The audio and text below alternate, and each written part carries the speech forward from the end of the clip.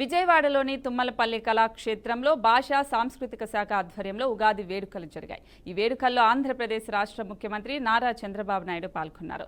తెలుగు ప్రజలకు ఉగాది శుభాకాంక్షలు తెలిపారు. ఈ పండుగను ప్రజలు సుఖ సంతోషాలతో జరుపుకోవాలని కోరారు. ఇక సంక్షేమం, అభివృద్ధి, సుపరిపాలన సమన్వయ పరుస్తామంటూ చెప్పారు. ప్రజలు ముందుకు అనే నినాదంతో ముందుకెళ్తామని సీఎం చంద్రబాబు చెప్పారు. టెక్నాలజీ యుగంలో ఉన్నాం. ఒకప్పుడు హైటెక్ సిటీ కట్టాను, ఐటీని ప్రమోట్ చేశాను. ఇన్ఫర్మేషన్ టెక్నాలజీ అంటే తెలిసేది కాదు చాలామందికి. చాలామంది ఐటీ అంటే తిండి పెడుతుందా అని అడిగారు. నేను సెల్ ఫోన్లు ప్రమోట్ చేశాను. చైనాలో సెల్ ఫోన్లు పెరుగుతున్నాయి, ఎక్కడ పోయినా కూడా సెల్ ఫోన్లు వాడుతున్నారు. మన దేశం టెక్నాలజీలు వెనుకబడిపోతున్నామని చెప్పి మాట్లాడితే సెల్ ఫోన్ తిండి పెడుతుందని మాట్లాడారు. ఈరోజు నేను గర్వంగా చెప్పగలుగుతున్నా, సెల్ ఫోన్ లేకపోతే ఎవ్వరూ కదిలే పరిస్థితులు లేవు. ఆ స్టేజ్కి వచ్చేసాం. అంటే దీంట్లో కూడా ఒకటి గుర్తుపెట్టుకోవాలి, సెల్ ఫోన్ వ్యసనం అయితే మీకు సమస్య ఉంటుంది. అది కూడా గుర్తుపెట్టుకోండి మీరు. మన పిల్లలకు కూడా సెల్ ఫోన్ ఒక వ్యసనంగా మారితే మాత్రం చాలా సమస్యలు వస్తాయి. సెల్ ఫోన్ని ఒక ఆయుధంగా ఉపయోగించుకుంటే మీ జీవితాల్లో వెలుగు వస్తుంది, మీ జీవితాలు చాలా మార్పు వస్తుంది. ఈ విషయం గుర్తుపెట్టుకోవాలి. మీరు ఎక్కడుంటే అక్కడే. ఉగాది రోజు ఏ కార్యక్రమం చేపట్టినా సక్సెస్ అవుతుందని సీఎం చంద్రబాబు నాయుడు తెలిపారు. వెలగపూడిలో P4 కార్యక్రమాన్ని ఆయన ప్రారంభించారు. రాష్ట్రంలో పేదరికం లేకుండా చేసేందుకే P4 కార్యక్రమం తీసుకొచ్చినట్లు తెలిపారు. P4 వంటి వినూత్నమైన కార్యక్రమంతో పేదల జీవితాల్లో తప్పకుండా మార్పు వస్తుందని పేర్కొన్నారు. త్వరలోనే ఏపీ రాజధాని అమరావతి రూపురేఖలు మారిపోతాయని తెలిపారు. దేశంలోనే గొప్పగా అమరావతి అభివృద్ధి చెందుతోందని చంద్రబాబు ఆశాభావం వ్యక్తం చేశారు. ఎన్టీఆర్ స్ఫూర్తితోనే కఠోరమైన క్రమశిక్షణ నేర్చుకున్నానని చెప్పారు. 2027 కల్లా పోలవరాన్ని పూర్తి చేస్తామని చంద్రబాబు వ్యాఖ్యానించారు. సరైన సమయంలో మోదీ ప్రధాని అయ్యారని తెలిపారు. పేదరికం లేని రాష్ట్రాన్ని తయారు చేస్తామని చంద్రబాబు స్పష్టం చేశారు. మహత్తరమైన కార్యక్రమం, నూతన చరిత్ర శ్రీకారం చుట్టే కార్యక్రమానికి మనందరం భాగస్వాములు అవుతున్నాం. ఇది నా కోసమో పవన్ కళ్యాణ్ గారి కోసం కాదు, ఈ రాష్ట్ర భవిష్యత్తు కోసం, భావితరాల భవిష్యత్తు కోసం ఆలోచించే కార్యక్రమం. ఈరోజు ఉగాది అంటే మనందరికీ నూతన సంవత్సర వేడుక. అందుకే ఆంధ్ర రాష్ట్రంలో పేదరికం లేని రాష్ట్రంగా చేయాలనే సంకల్పానికి ఈరోజు శ్రీకారం చుట్టానని చెప్పి కూడా నేను మీ అందరికీ తెలియజేస్తున్నా. నాకు అనుమానం లేదు, వాళ్ళు నాకు సహాయం చేస్తారని కాదు. మీరు ఆ విషయం కూడా గుర్తుపెట్టుకోవాలి. నా ఆలోచన ఒకటి, తెలుగు జాతి బాగుండాలనేది నా కోరిక. 25 ఏళ్లకు ముందు ప్రారంభించిన కార్యక్రమాలు ఈరోజు ఫలితాలు వస్తున్నాయి. కానీ ఇలాంటి బడుగు బలహీనులంతా కూడా వాళ్ళ ఆలోచన అంతా ఆ పూటకే ఉంది. చెప్పినా కూడా P4 కోసం ప్రత్యేక పోర్టల్ను సీఎం చంద్రబాబు ప్రారంభించారు. ఈ సందర్భంగా డిప్యూటీ సీఎం పవన్ కళ్యాణ్ మాట్లాడారు. P4 వల్ల 30 లక్షల కుటుంబాల జీవితాల్లో మార్పులు వస్తాయని తెలిపారు. తెలుగు ప్రజలు బాగుండాలని సీఎం నేను కోరుకుంటున్నామని తెలిపారు. ఈ క్రమంలో గత ప్రభుత్వంపై మరోసారి మండిపడ్డారు పవన్ కళ్యాణ్. గత వైసీపీ ప్రభుత్వం భవన నిర్మాణ కార్మికులను అనేక ఇబ్బందులకు గురి చేసిందని తెలిపారు. గత 5 ఏళ్లు రాష్ట్రం కష్టాల్లో ఉందని, కష్టాల్లో ఉన్న రాష్ట్రాన్ని అభివృద్ధి చేస్తారని సీఎం చంద్రబాబుకు మద్దతిచ్చినట్లు పవన్ కళ్యాణ్ పేర్కొన్నారు. సమర్థ నాయకుడు, అనుభవజ్ఞులు కాబట్టే చంద్రబాబుకు మద్దతిచ్చామన్నారు. ఆయన ముఖ్యమంత్రి అయ్యాక కార్మికుల జీవితాల్లో మార్పు వచ్చిందని తెలిపారు. నాకేమనిపిస్తుంటే P4 అంటే డబ్బులు ఇచ్చేయడం, అందరికీ ఒక ఆలోచన ఉంటుందేమో. P4 అనేది చాలా చాలా కీలకమైనది. ఇది ప్రభుత్వం ఉంటుంది, పబ్లిక్ ఉంటుంది, అలాగే ప్రైవేట్ వ్యక్తులు ఉంటారు.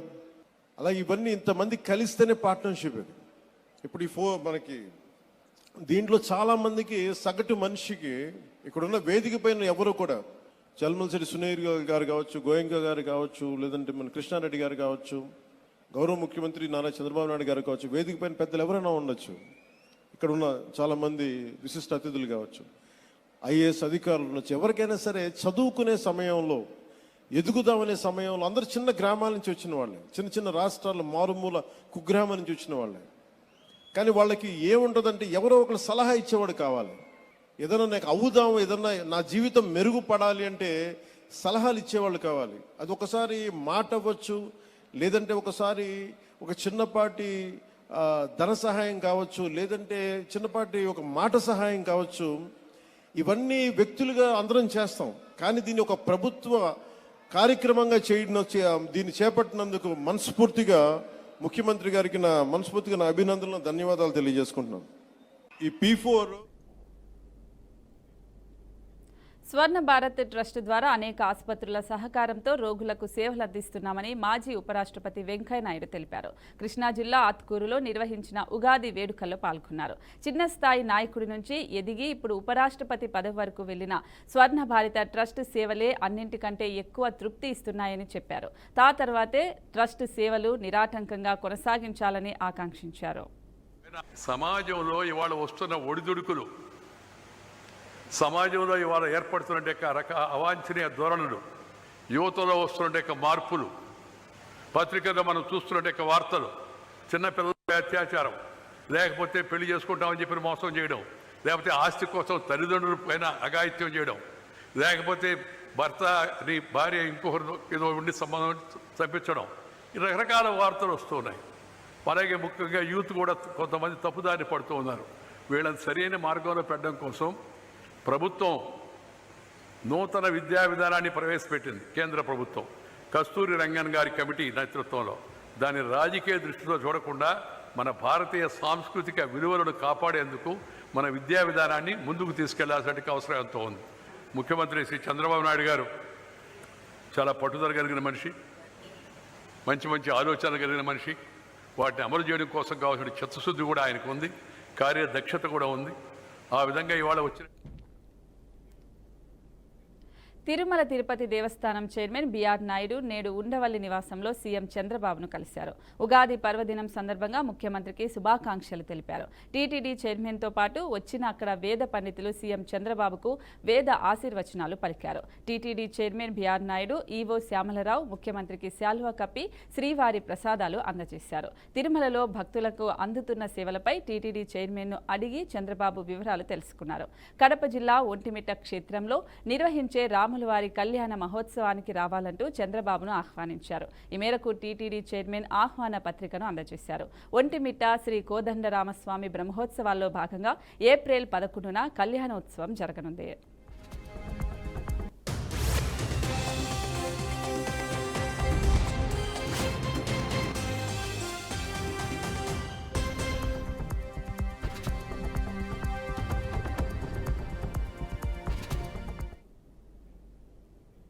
గుంటూరు జిల్లా తులసి సీడ్స్ ఆధ్వర్యంలో 500 మంది ప్రతిభ కలిగిన పేద విద్యార్థులకు 30 లక్షల రూపాయలు ఉపకార వేతనాలు అందజేశారు. ఈ కార్యక్రమానికి ముఖ్య అతిథిగా కేంద్ర సహాయ మంత్రి పెమ్మసాని చంద్రశేఖర్ హాజరయ్యారు.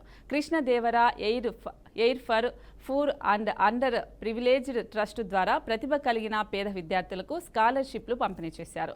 తులసి రామచంద్ర ప్రభు ఎంతో కష్టపడి ఈ స్థాయికి చేరుకున్నారని మంత్రి పెమ్మసాని చెప్పారు. స్కాలర్షిప్లు పంపిణీ చేస్తున్న తులసి రామచంద్ర ప్రభును మంత్రి అభినందించారు. అనంతరం ఈ స్కాలర్షిప్లు పంపిణీ గత 30 సంవత్సరాలుగా చేస్తూ నేటికి 36,000 మంది విద్యార్థులకు 22 కోట్లు పంపిణీ చేశామని తులసి రామచంద్ర ప్రభు తెలిపారు. నేను ఇప్పుడు వారి దగ్గరగా 30 సంవత్సరాల నుంచి స్కాలర్షిప్లు ఇస్తా ఉన్నారు. దాదాపు 40,000 మందికి ఇచ్చారు. ఒక 20 కోట్ల రూపాయలు ఇచ్చారు.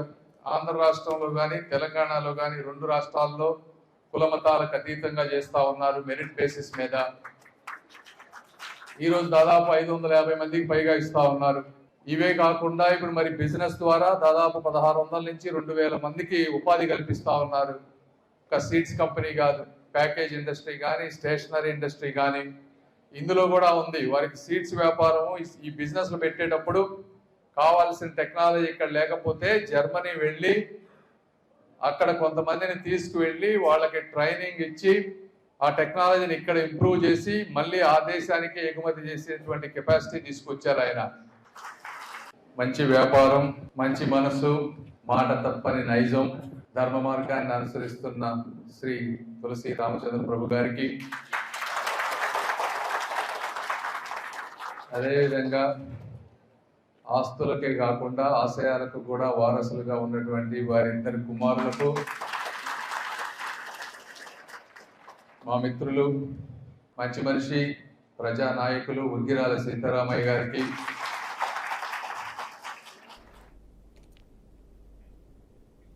దీర్ఘకాలంగా పెండింగ్లో ఉన్న వివిధ బిల్లులకు మోక్షం కల్పిస్తూ ఏపీ ప్రభుత్వం నిర్ణయం తీసుకుంది. బిల్లుల చెల్లింపుల్లో చిన్న కాంట్రాక్టులకు ప్రాధాన్యత ఇవ్వనుంది. ముఖ్యమంత్రి చంద్రబాబు ఆదేశాల మేరకు ఆర్థిక శాఖ ఉన్నతాధికారులతో మంత్రి పయ్యావుల కేశవ్ భేటీ అయ్యారు. బిల్లుల చెల్లింపులపై కసరత్తు చేశారు. సుమారు 17,000 మందికి 2,000 కోట్ల మేర చెల్లింపులు చేయనున్నారు. నీరు, చెట్టు, పార్ట్ హాల్, ఫ్రీ రోడ్లు, అలాగే నాబార్డు పనులకు బిల్లుల చెల్లింపులు చేయనున్నట్లు మంత్రి పయ్యావుల వెల్లడించారు. ఇరిగేషన్ ప్రాజెక్టుల నిర్వహణ బిల్లులతో పాటు పోలవరం ప్రాజెక్టుకు కొంత మొత్తం విడుదల చేయనున్నట్లు మంత్రి వివరించారు. రాష్ట్ర ఆర్థిక వ్యవస్థను గట్టెక్కించాలన్న సీఎం చంద్రబాబు మార్గదర్శకత్వంలో పనిచేస్తామని తెలిపారు. ఎన్ని ఇబ్బందులున్నా పెండింగ్ బిల్లులు చెల్లిస్తామని తెలిపారు. రాష్ట్ర ఆర్థిక వ్యవస్థను గాడిన పెట్టేందుకు బిల్లుల చెల్లింపులు దోహదం చేస్తాయని తెలిపారు. గత 3-4 ఏళ్లుగా పెండింగ్లో ఉన్న బిల్లులను కూడా చెల్లిస్తున్నట్లు తెలిపారు.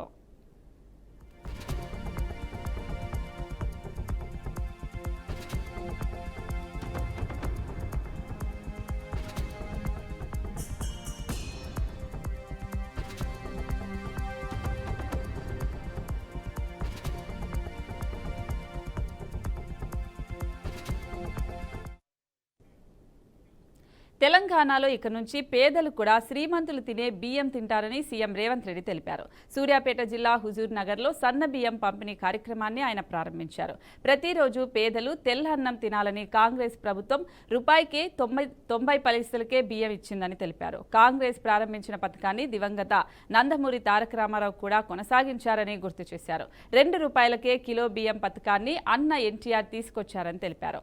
పేదలకు ఆహార భద్రత కోసమే ప్రజా పంపిణీ విధానం ఉందని చెప్పారు.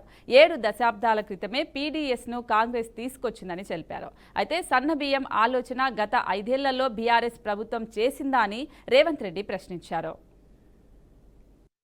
ప్రతి పేదవాడికి పట్టెడన్నం పెట్టాలన్న ఆలోచన, పండుగ పూట శ్రీమంతులు తినే సన్న బియ్యం, పేదవాళ్ళు తండాలలో, గూడాలలో, మారుమూల పల్లెల్లో బలహీన వర్గాలతో సహా అందరూ సన్న బియ్యంతో అన్నం తినాలని ఒక మంచి సంకల్పంతో మీ అభిమాన నాయకుడు ఉగాది పండుగ పూట ఇంత అద్భుతమైన సంబరాలు నిర్వహించినందుకు ఉత్తమ్ పద్మావతి రెడ్డి గారిని, ఉత్తమ్ కుమార్ రెడ్డి గారిని 4 కోట్ల తెలంగాణ ప్రజల పక్షాన మనస్ఫూర్తిగా నేను అభినందిస్తున్న వారిని. Civil supplies commissioner, principal secretary Chauhan గారు, ఇతర ఉన్నతాధికారులు ఈ కార్యక్రమాన్ని ఇంత పెద్ద ఎత్తున విజయవంతం చేసి ఈ కోదాడ హుజూర్ నగర్ ప్రాంతం కాంగ్రెస్ పార్టీ కంచుకోట నిరూపించిన ప్రతి ఒక్క కార్యకర్తకు మనస్ఫూర్తిగా అభినందనలు, కృతజ్ఞతలు తెలియజేస్తున్నా. మిత్రులారా, కృష్ణపట్టి ప్రాంతం దళాలకు ప్రతిష్ట. ఈ ప్రాంతం పోరాటానికి మారు పేరు. ఉగాది పర్వదినం సందర్భంగా విజయనగరం ఎంపీ కలిశెట్టి అప్పలనాయుడు తన వ్యవసాయ క్షేత్రంలో ఏరువాక పండుగను నిర్వహించారు. శ్రీకాకుళం జిల్లా రణస్థలం మండలం విఎన్పురంలోని తన వ్యవసాయ క్షేత్రాన్ని చేరుకున్న ఎంపీ ఎద్దులు, నాగల్ని పూజించారు. అనంతరం నాగలితో భూమిని దున్నారు. రాష్ట్ర ప్రజలకు ఉగాది శుభాకాంక్షలు తెలియజేశారు. పార్లమెంటు సభ్యుడిగా తొలిసారి ఏరువాక నిర్వహించడం ఆనందంగా ఉందని ఆయన తెలిపారు. రాష్ట్రంలోని రైతులు, ప్రజలు అందరూ సంతోషంగా ఉండాలని ఆకాంక్షించారు. రైతు కుటుంబాల సంక్షేమం కోసం ప్రధాని మోదీ, సీఎం చంద్రబాబు మంచి పథకాలు తీసుకొస్తున్నారని ఎంపీ కలిశెట్టి అప్పలనాయుడు తెలిపారు. ఉగాది సందర్భంగా తెల్లవారుజామున మా పండితులు ఏరువాక కార్యక్రమానికి తెల్లవారుజామున ముహూర్తం పెట్టారు. రణస్థలం మండలం వియ్యనపురం మా స్వగ్రామంలో ఈరోజు వ్యవసాయ క్షేత్రానికి వచ్చి ఏరువాక కార్యక్రమంలో పాల్గొనడం జరిగింది. తెల్లవారుజామున ముహూర్తం తర్వాత ఈరోజు రైతులకి పాడి పంటలు రావాలని, అన్ని రంగాల అభివృద్ధి చెందాలని, అలాగే తెలుగు ప్రజలకు కూడా అందరూ ఆయురారోగ్యాలతో ఉండాలి, ఆనందంతో ఉండాలని కోరుకుంటూ ఈరోజు ఏరువాక కార్యక్రమం మా తల్లిదండ్రులు ఇచ్చిన ఈ సంపదలోనే ఈరోజు కార్యక్రమం అక్షయఖ్యాతం చేశాం. రైతు బిడ్డగా గతంలో చేశాను. ఇప్పుడు మెంబర్ ఆఫ్ పార్లమెంట్గా తొలిసారిగా వ్యవసాయక్షేత్రంలో ఇక్కడ నేను ఏరువాక కార్యక్రమం పాల్గొనడం చాలా ఆనందంగా ఉంది, చాలా సంతోషంగా ఉంది. మనస్ఫూర్తిగా అలాగే భారతీయులందరూ కూడా ఉగాది శుభాకాంక్షలు తెలియజేసుకుంటూ ఆరోగ్యాలతో ఆనందంతో సుఖ సంతోషాలతో ఈ ఏడాది కొనసాగించాలని, మీ సహాయ సహకారాలు పరిపూర్ణంగా గతంలాగా ఉండాలని, అలాగే మనం అందరం కూడా కలిసి మన ఆంధ్రప్రదేశ్కి అభివృద్ధి పదంలో నడిపించాలని మనస్ఫూర్తిగా కోరుకుంటూ. నెల్లూరులో సంచలన పరిణామం చోటు చేసుకుంది. వైసీపీ మాజీ మంత్రి కాకాని గోవర్ధన్ రెడ్డి ఇంటికి పోలీసులు వెళ్లారు. ఆయన లేకపోవడం, ఇంటికి తాళం వేసి ఉండటం, ఆయనతో పాటు PA ఫోన్ స్విచ్ ఆఫ్ చేసి ఉండటంతో గోడకు నోటీసులు అంటించారు. అక్రమ మైనింగ్, పేలుడు పదార్థాల వినియోగం, అలాగే రవాణా కేసులో కాకానిపై ఆరోపణలున్న నేపథ్యంలో నోటీసులు ఇచ్చారు. నెల్లూరు రూరల్ పోలీస్ స్టేషన్లో సోమవారం ఉదయం 11 గంటలకు విచారణకు హాజరు కావాలని నోటీసుల్లో పేర్కొన్నారు.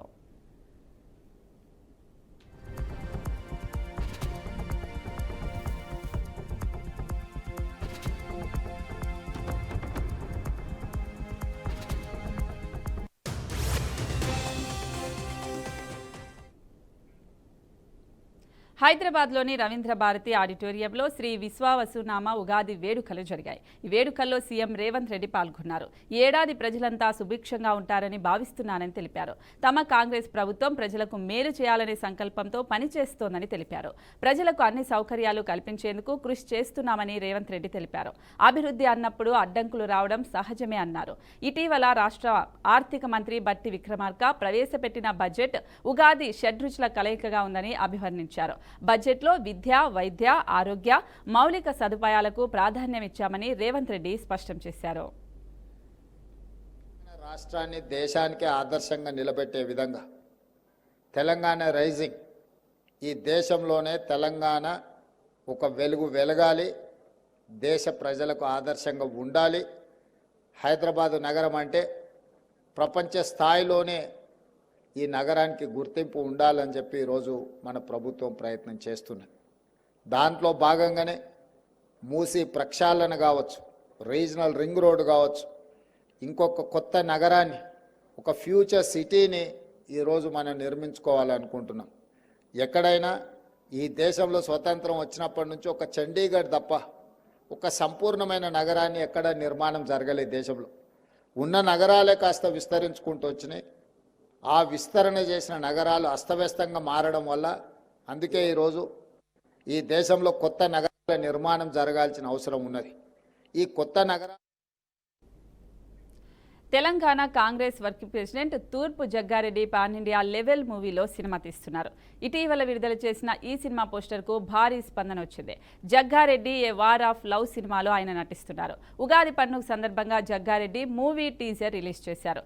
జయలక్ష్మి సినిమాస్ పేరుతో నూతన ఆఫీసును సైతం జగ్గారెడ్డి ప్రారంభించారు. నా రాజకీయ జీవితమే సినిమాలో నా పాత్ర అని చెప్పుకొచ్చారు. ఇకపై ఈ సినిమా కార్యాలయంలోనే నా అడ్డా అని చెప్పుకొచ్చారు. విద్యార్థి నేతగా, కౌన్సిలర్గా, మున్సిపల్ చైర్మన్గా నా సక్సెస్ఫుల్ ప్రయాణం ఈ సినిమాలో చూడబోతున్నారు అంటూ వెల్లడించారు. పాన్ ఇండియా స్థాయిలో తెలుగు, హిందీ భాషల్లో ఈ మూవీని నిర్మిస్తున్నారు. షూటింగ్, పోస్ట్ ప్రొడక్షన్ పనులు పూర్తి చేసి సినిమాను విడుదల చేసేందుకు సన్నాహాలు చేస్తున్నారు.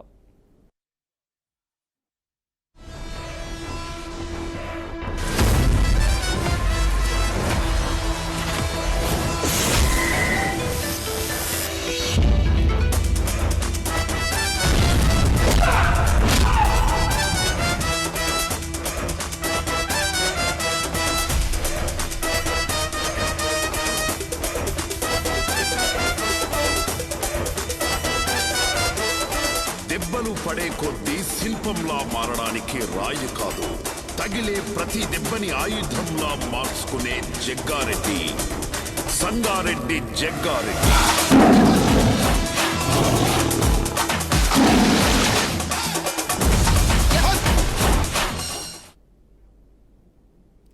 కాంగ్రెస్ బీఆర్ఎస్ పార్టీలు దేశద్రోహ వ్యాఖ్యలు చేస్తూ దేశ విభజనకు కుట్రలు చేస్తున్నాయని కేంద్ర మంత్రి బండి సంజయ్ మండిపడ్డారు.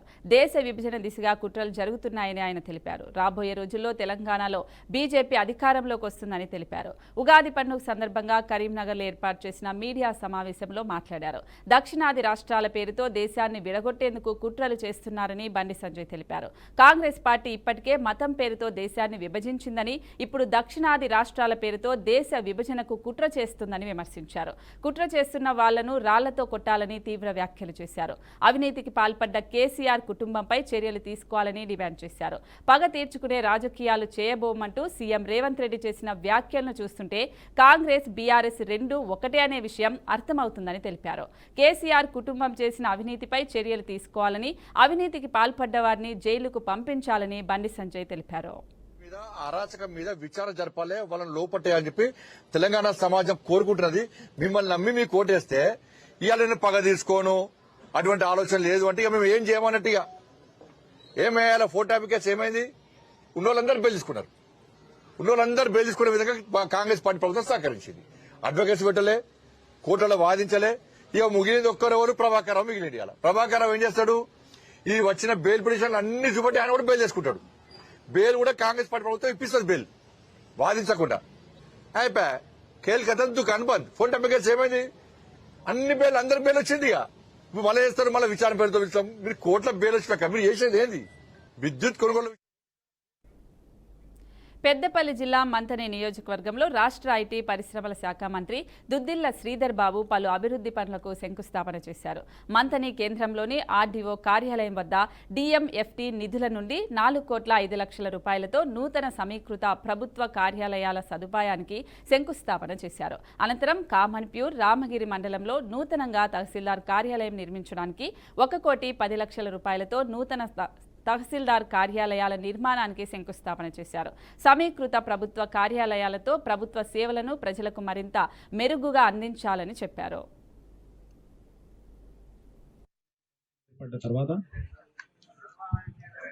ఒక ప్రధానమైన లక్ష్యంతో ఇటు కార్యాలయాలే కానీ అటు ఆసుపత్రి భవన నిర్మాణ కార్యక్రమంతో పాటు స్కూళ్ళు, ప్రైమరీ హెల్త్ సెంటర్స్, మరి కొత్త మున్సిపల్ భవనం, ఇవన్నిటికీ కూడా నాంది పలికాం. దాంట్లో భాగంగానే ఈరోజు మరి ఇప్పటి వరకు పొద్దున్న నుంచి కమాన్పూర్లో మండల రెవెన్యూ కార్యాలయం, అది కూడా సమీకృత మండల కార్యాలయం ఏర్పాటు చేయటం, అదేవిధంగా రాజ్భవన్లో తెలంగాణ గవర్నర్ జిష్ణుదేవ్ వర్మతో ముఖ్యమంత్రి రేవంత్ రెడ్డి భేటీ అయ్యారు. గవర్నర్కు సీఎం ఉగాది శుభాకాంక్షలు తెలిపారు. సీఎంతో పాటు మంత్రి కొండా సురేఖ, ఎంపీ అనిల్ కుమార్ యాదవ్, సీఎం సలహాదారు వేం నరేందర్ రెడ్డి తదితరులు ఉన్నారు. ఈ భేటీలో మంత్రివర్గ విస్తరణపై గవర్నర్తో చర్చించినట్లు కనిపిస్తోంది. కేబినెట్ విస్తరణపై గవర్నర్ సమయం కోరినట్లు టాక్ నడుస్తోంది. ఇక ఏప్రిల్ 3న మంత్రివర్గ విస్తరణ ఉండే ఛాన్స్ ఉంది. ప్రస్తుతం రేవంత్ రెడ్డి ప్రభుత్వంలో 6 మంత్రి పదవులు ఖాళీగా ఉన్నాయి. ఇందులో 4ని భర్తీ చేయాలని భావిస్తున్నట్లు తెలుస్తోంది.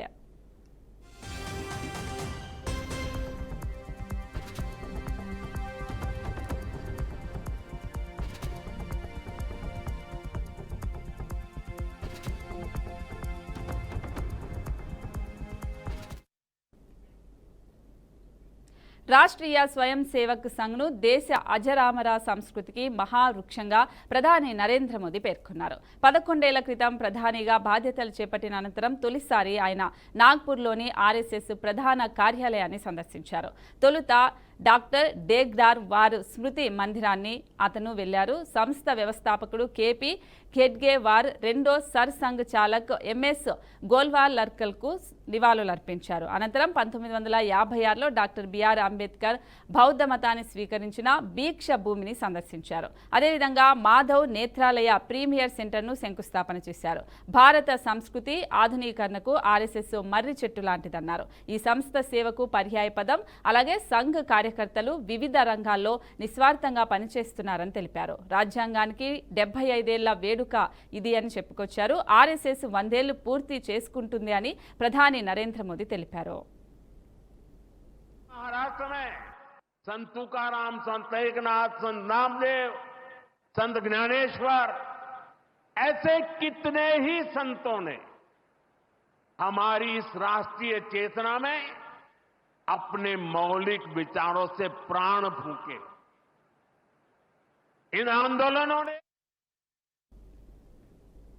జాపూర్ జిల్లాలో 50 మంది మావోయిస్టులు పోలీసుల ఎదుట లొంగిపోయారు. గంగులూరు ఏరియా కమిటీ ఆధ్వర్యంలో భారీ ఎత్తున లొంగిపోయారు. లొంగిపోయిన వారిలో 14 మంది మహిళా మావోయిస్టులు ఉన్నారు. వీరిలో 6 మావోయిస్టులపై 8 లక్షల రివార్డు ఉందని పోలీసులు తెలిపారు. 2025లో ఇప్పటి వరకు 65 మంది మావోయిస్టులు లొంగిపోయారని 137 మందిని అరెస్ట్ చేశామని తెలిపారు. 56 మంది వేర్వేరు చోట్ల జరిగిన ఎన్కౌంటర్లో మృతి చెందినట్లు ఎస్పీ తెలిపారు. లొంగిపోయిన వారికి పునరావాస పథకం కింద ఒక్కొక్కరికి 25,000 రూపాయల నగదు అలాగే ప్రోత్సాహక బహుమతి అందజేయనున్నట్లు తెలిపారు. माओवादी आत्मसमर्पण कर रहे हैं, जिसमें मुख्यतः पीएलजे बटालियन नंबर 1 से 1 सदस्य, कंपनी नंबर 2 से 4 सदस्य, इसी प्रकार कंपनी नंबर 7 का 1 सदस्य है और कुतुल एरिया कमेटी, इसके अलावा नेशनल पार्क का जो प्लाटून नंबर 2 है उसके 1 और 2 सदस्य शामिल हैं। इसके अलावा जनताना सरकार, केएमएस अध्यक्ष, सीएनएम अध्यक्ष, मिलिशिया प्लाटून। ప్రయాణికులతో వెళ్తున్న మినీ విమానం ఒక నివాసంపై పడిపోయింది. ఈ ఘటన మిల్లీ యాలిపస్ సమీపంలోని బ్రూక్లిన్ పార్క్ అనే నగరంలో చోటు చేసుకుంది. విమానంలో ఉన్న వారిలో ఎవరూ బతకలేదని Brooklyn Park fire chief Sean Conway తెలిపారు. విమానంలో ఎంతమంది ఉన్నారనే దానిపై స్పష్టత లేదు. విమానం ఇంటిపై కూలడంతో ఆ ఇల్లు పూర్తిగా దగ్ధమైంది. అలాగే సమీప ఇళ్లకు నష్టం జరిగింది. ఫెడరల్ ఏవియేషన్ అడ్మినిస్ట్రేషన్ అలాగే నేషనల్ ట్రాన్స్పోర్టేషన్ సేఫ్టీ బోర్డు ఈ ప్రమాదాన్ని దర్యాప్తు చేస్తున్నాయి. మిన్నెసోటా గవర్నర్ టిల్ వాల్జ్ ఈ ఘటనను నిశితంగా పరిశీలిస్తున్నట్లు తెలుస్తుంది.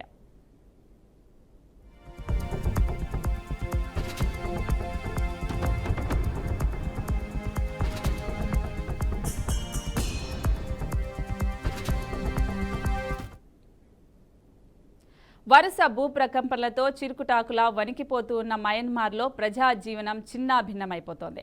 కుప్పకూలిన భవనాల శిథిలాలను తొలగిస్తున్న కొలది మృతుల సంఖ్య పెరిగిపోతోంది. 1644 మందికి పైగా మృతులను గుర్తించినట్లు అక్కడి సైనిక ప్రభుత్వం ప్రకటించింది.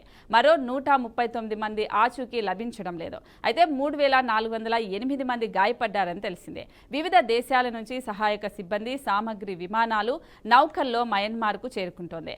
భూకంప తీవ్రత అధికంగా ఉన్న మయన్మార్లోని రెండో అతిపెద్ద నగరం మాండేలాతో పాటు రాజధాని నెపిడాలో శనివారం సహాయక చర్యలు ప్రారంభమయ్యాయి. ఈ నగరాల్లోని విమానాశ్రయాలు దెబ్బతినటం వల్ల వివిధ దేశాల నుంచి నిత్యావసరాలు, సహాయక సిబ్బందితో వస్తున్న విమానాల రాకపోకలకు అంతరాయం కలుగుతోంది. నేపిడాలోని అంతర్జాతీయ విమానాశ్రయ ఎయిర్ ట్రాఫిక్ కంట్రోల్ టవర్ కూడా భూకంపం దాటికి కూలిపోయింది. ఈ నగరంలో రహదారులు, విద్యుత్, ఫోన్, ఇంటర్నెట్ సేవల పునరుద్ధరణ పనులు జరుగుతున్నాయి. అలాగే మానేడాలో అధిక సంఖ్యలో నివాస భవనాలు కూలిపోవడంతో ప్రాణ నష్టం అధికంగా ఉంది. శిథిలాల తొలగింపుతో పాటే మృతుల సంఖ్య పెరుగుతోంది.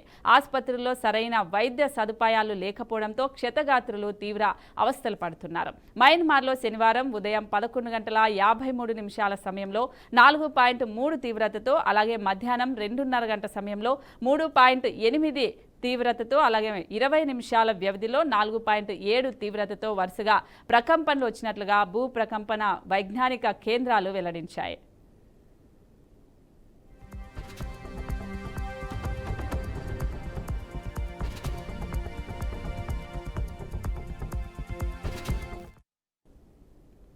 That's all for now. చూస్తూనే ఉండండి BRK న్యూస్.